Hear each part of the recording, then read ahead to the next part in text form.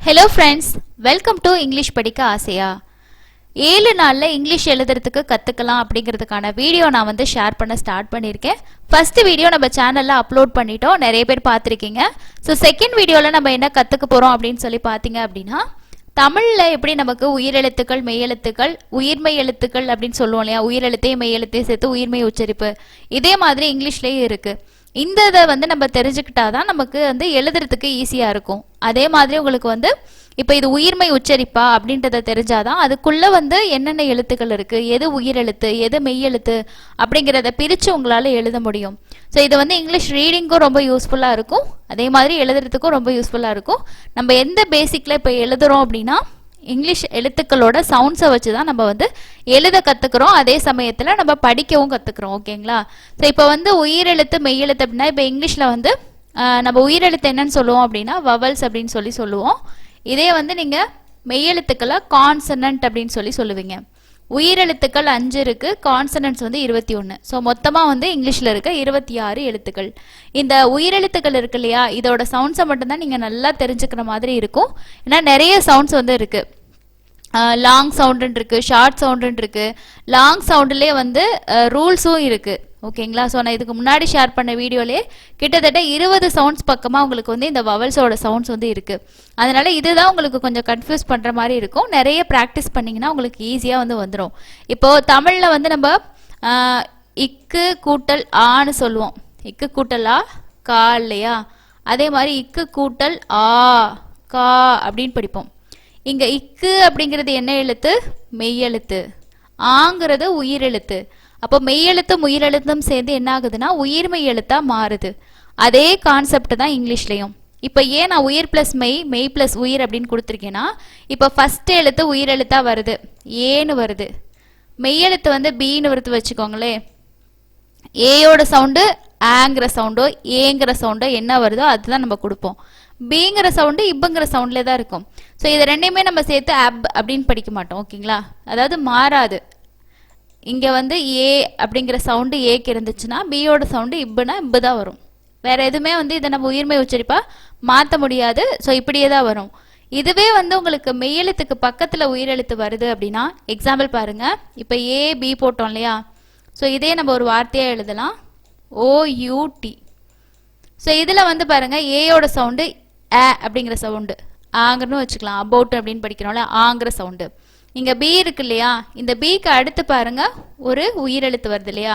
இப்போ என்ன பண்ணணும்னா இந்த இப்பு அப்படிங்கிற இந்த மெய்யெழுத்து கூட்டல் இந்த ஓங்கிற சவுண்டோட உயிரெழுத்து என்னவா இருக்குன்னா ஓங்கிற சவுண்டு. அப்போ இப்பு ஓ போ அபோ. ஸோ இங்கே ஓ யூவோட சவுண்டு வந்து அவுங்கிற சவுண்டு வர்றதுனால அப்பு அவு அபவுட் அப்படின்னு சொல்லி நம்ம படிப்போம். அவுங்கிற சவுண்டு இது ரெண்டுக்கும் சேர்த்து அவுன்ற சவுண்டு இருக்கு. ஸோ அப்போ வந்து பு அவு பவு உயிர்மெய் உச்சரிப்பாக உங்களுக்கு வந்து மாறும். ஓகேங்களா? அடுத்து டீயோட சவுண்டு இட்டு. அப்போ ஆ பவு இட் அபவுட் அபவுட் அப்படின்னு சொல்லி நம்ம படிப்போம். இங்கே தான் நம்ம பாருங்க மெய் பிளஸ் உயிர்னு சொன்னோம் இல்லையா, இதை தான் நம்ம உயிர்மெய் உச்சரிப்பாக மாற்றுறோம். இப்போ ஒரு வார்த்தை நீங்கள் வந்து எழுத போறீங்க, அபவுட் அப்படின்னு எழுதணும்னா அதில் ஆ அப்படிங்கிறது நமக்கு உயிரெழுத்தா இருக்குன்னு தெரியுது. பவு அப்படின்னு வருது இல்லையா, ஸோ இந்த பவு அப்படின்னு வர்ற இந்த உச்சரிப்புக்குள்ள 2 எழுத்துக்கள் இருக்கு. ஒன்று வந்து இப்பு கூட்டல் அவுன்னு இருக்கு இல்லையா. அப்போ நம்ம என்ன பண்ணணும்னா இப்புங்கிறதுக்கு பீன்ற சவுண்டு கொடுக்கணும், அதே மாதிரி அவுங்கிறதுக்கு ஓ யூ வந்து எழுதணும். ஸோ அப்போ தான் ஸ்பெல்லிங் வந்து கரெக்டாக இருக்கும். அப்போ நம்ம வந்து தெரிஞ்சுக்கிறதுக்கு கண்டிப்பாக இந்த விஷயத்த நம்ம தெரிஞ்சுக்கணும் இல்லையா, அதுக்காக தான் சொல்கிறேன். ஸோ அடுத்து வந்து பாருங்கள், நான் முன்னாடி உங்களுக்கு எக்ஸ்பிளைன் பண்ணிட்டேன், தனியாகவும் கொடுத்துருக்கேன். ஸோ உயிர் ப்ளஸ் மெய் அப்படின்னும் போது பாருங்கள் உயிரெழுத்து ஏயா இருக்குது, இங்கே மெய்யெழுத்து வந்து பி கொடுத்துருக்கோம். அப்போ ஏயோட சவுண்டு ஆ தான், பியோட சவுண்டு இப்படி அப்படியே தான் வரும். அப்போ அப் அப் அப்படிங்கிறது தான் நம்ம படிக்கணும்.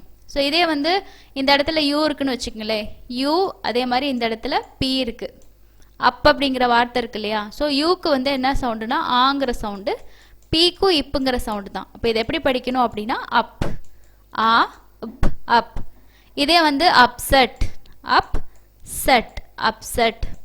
ஸோ இதில் பாருங்களே, இங்கே ஆ அப்புன்னு படிச்சிட்டிங்களா, அடுத்து ஒரு கான்சனண்ட்டாக வருது, கான்சனண்ட் அதுக்கு அடுத்து ஒரு வவல் வருது, அப்போ தான் இங்கே ஆங்கிற சவுண்டு வந்து ஈக்கு வருது, அப்செட் அப்செட். ஓகே? ஸோ அப்போ தான் வந்து என்ன பண்ணுறோன்னா இந்த கான்சனன்ட் சவுண்டையும் இந்த வவல் சவுண்டையும் சேர்த்து உயிர்மை உச்சரிப்பாக மாற்றி படிக்கிறோம். ஸோ எழுதுறதும் அதே மாதிரி தான். கீழே கொடுத்துருக்கேன் பாருங்கள் உங்களுக்கு மெய் ப்ளஸ் உயிர்னு கொடுத்துருக்கேன் இல்லையா, இது எப்படி மாறுதுன்னு பாருங்கள். பியோட சவுண்டு என்னது இப்புங்கிற சவுண்டு. அதே மாதிரி ஈயோட சவுண்டு இங்கே ஏன்னு சொல்லி வருது. அப்போ இப்பு கூட்டல் ஏ என்ன ஆகுதுன்னா பே. எக்ஸாம்பிள் வந்து பே இல் பெல் பென் இப்பு ஏ பே பென்.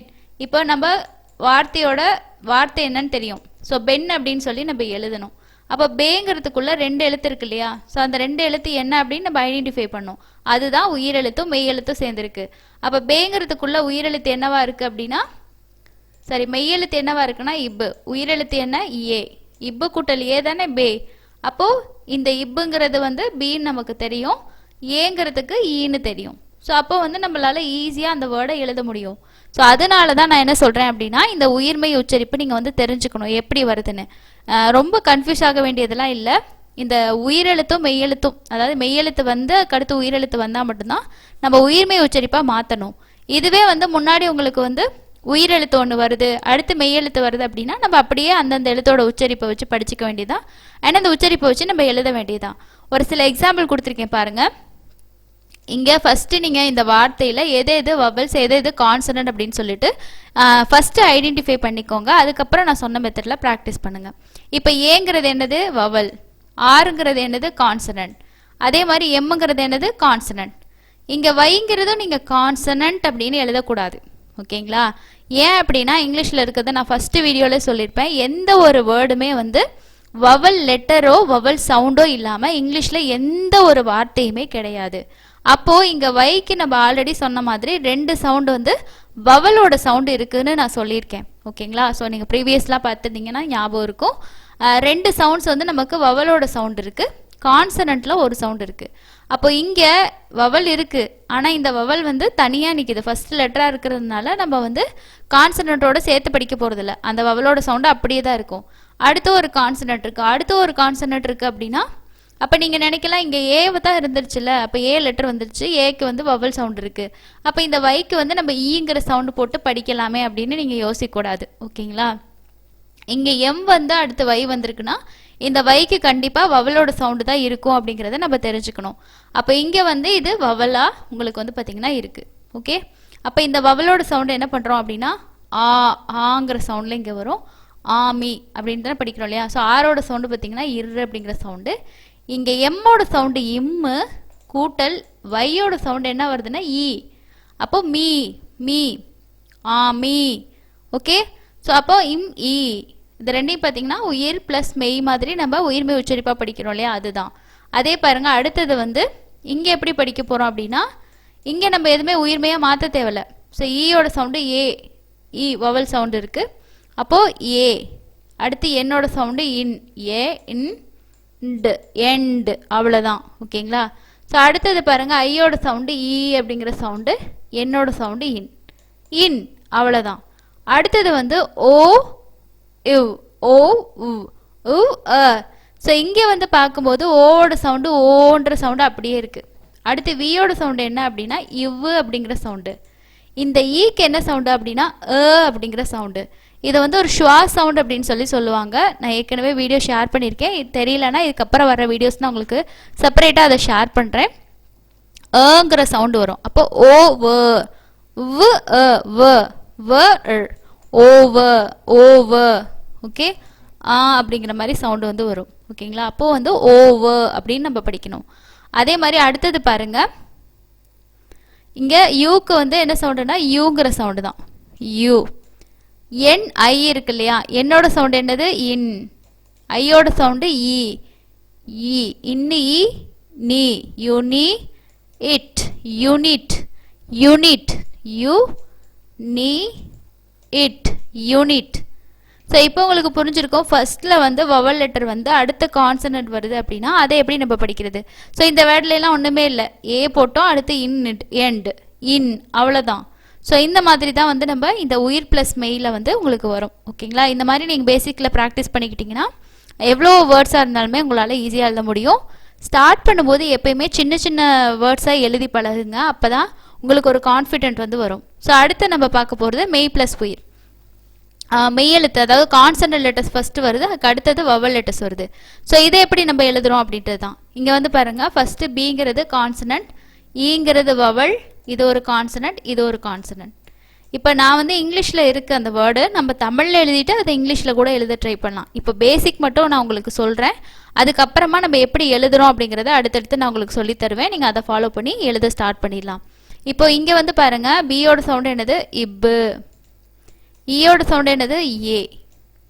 அடுத்தது பாருங்க இல், இட். ஸோ இங்கே இப்பு கூட்டல் ஏங்கிறது என்ன ஆகும்னா பே அப்படிங்கிற சவுண்டில் வரும். பே, இல், இட், பெல்ட். அடுத்தது சி, இஸ்ஸு, அதாவது சியோட சவுண்டு இக்கு அப்படிங்கிற சவுண்டு தானே வரும்.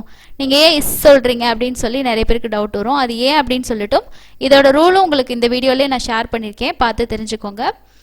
ஈக்கும் ஐக்கும் சி கூட வரும்போது சியோட சவுண்ட் அப்படிங்கிறது இஸ் அப்படிங்கிற சவுண்ட் மாதிரி வரும், இக்கு அப்படிங்கிற சவுண்ட் சொல்லக்கூடாது. அப்போ இங்கே சிங்கிறது கான்சனன்ட், இது vowel, consonant, vowel, consonant, consonant. Okay, so இந்த மாதிரி ஃபஸ்ட்டு நீங்கள் ஐடென்டிஃபை பண்ணிக்கிட்டிங்கன்னா உங்களுக்கு ஈஸி.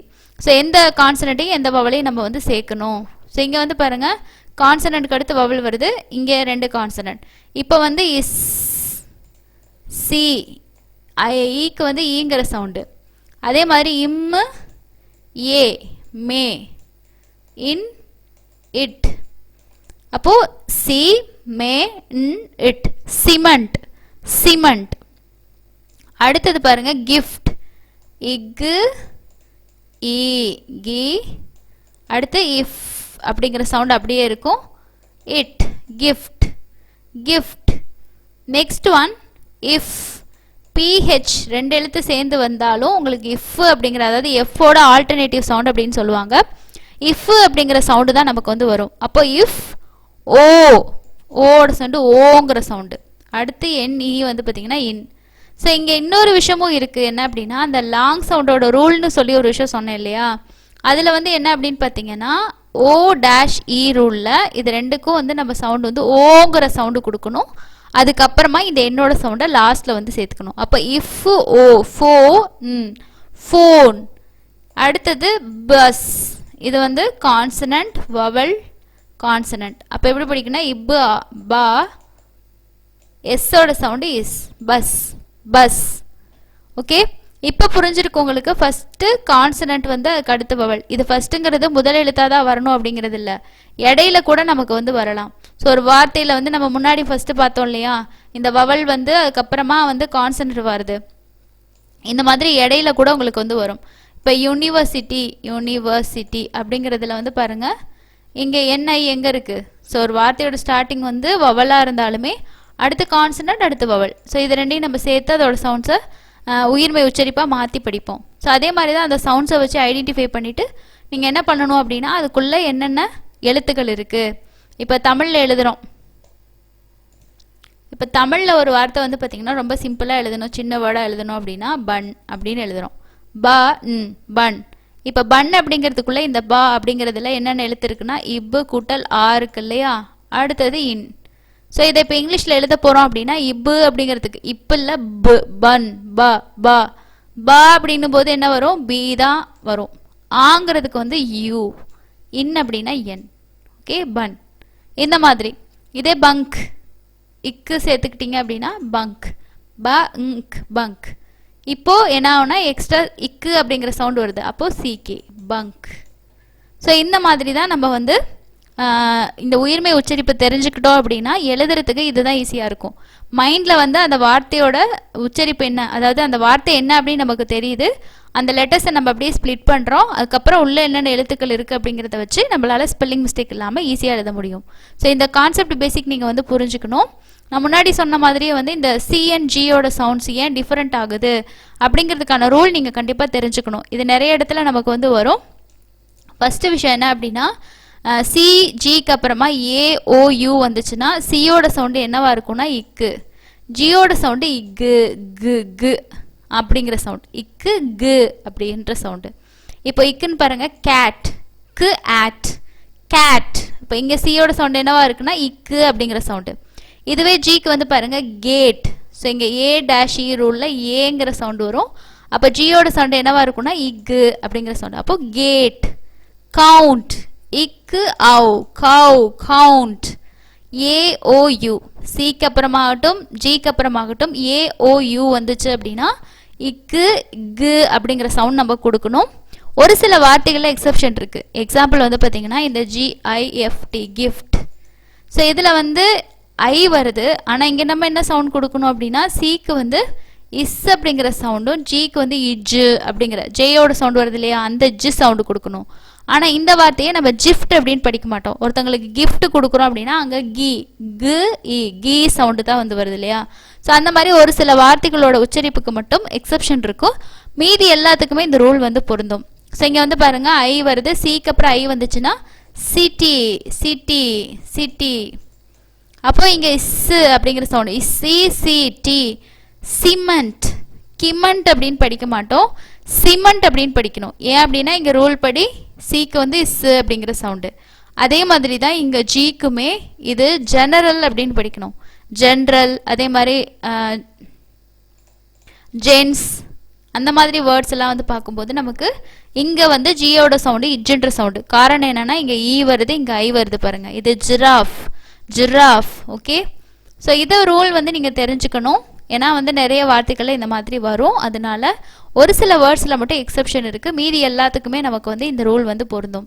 ஸோ இன்றைக்கி நம்ம பார்த்த இந்த உயிர் ப்ளஸ் மெய், மெய் ப்ளஸ் உயிரில் உங்களுக்கு ஏதாவது டவுட் இருக்குன்னா கமெண்ட்ஸில் சொல்லுங்கள். இப்போ நான் ஒரு சில எக்ஸாம்பிள்ஸ் வந்து கொடுத்துருக்கேன். ஸோ நீங்கள் வந்து இதை ப்ராக்டிஸ் பண்ணிவிட்டு ஒரு சில வேர்ட்ஸ் வந்து எழுதி பார்த்தீங்க அப்படின்னா அது என்ன அப்படின்னு சொல்லிட்டு கமெண்ட்ஸில் ஷேர் பண்ணுங்கள். அதே போல் இப்போ பார்க்குற லெசன்ஸில் உங்களுக்கு டவுட் இருந்தாலுமே கமெண்ட்ஸில் சொல்லுங்கள். அடுத்தடுத்த வீடியோஸில் கண்டிப்பாக உங்களுக்கான கிளாரிஃபிகேஷன் கிடைக்கும். இந்த மாதிரி உங்களுக்கும் இங்கிலீஷ் எழுதணும், இங்கிலீஷ் படிக்கணுன்ற ஆசை இருக்குது, ஆனால் வந்து எனக்கு ஒரு சில இடங்களில் வந்து கிளாரிஃபிகேஷன் கிடைக்க மாட்டேங்குது, டவுட்டாகவே இருக்குது, டவுட்டை கிளியர் பண்ண முடியல, இன்னும் நிறைய இம்ப்ரூவ் பண்ணணும். என்ன வயசாக இருந்தாலுமே உங்களால் கற்றுக்க முடியும். ஸோ நம்ம சீக்கிரமே வந்து ஆன்லைன் கிளாஸ்க்கான விஷயங்கள் வந்து பார்த்திங்கன்னா ரெடி பண்ணிகிட்டு இருக்கோம். ஸோ நீங்களும் ஜாயின் பண்ணி படிக்கலாம். இன்ட்ரெஸ்ட் இருக்கவங்களும் கமெண்ட்ஸில் ஷேர் பண்ணுங்கள். ஸோ அடுத்து இன்னொரு யூஸ்ஃபுல்லான ஒரு லெசனில் மீட் பண்ணலாம். ஸோ இதோட அடுத்த பார்ட் 3 வந்து நெக்ஸ்ட் வீடியோ வந்து அப்லோட் ஆகுங்க. ஸோ தொடர்ச்சியாக பார்த்து நீங்களும் 7 டேஸில் உங்களோட இங்கிலீஷ் ரைட்டிங்கை இம்ப்ரூவ் பண்ணிக்கோங்க. ஸோ அடுத்த வீடியோவில் மீட் பண்ணலாம். தேங்க்யூ.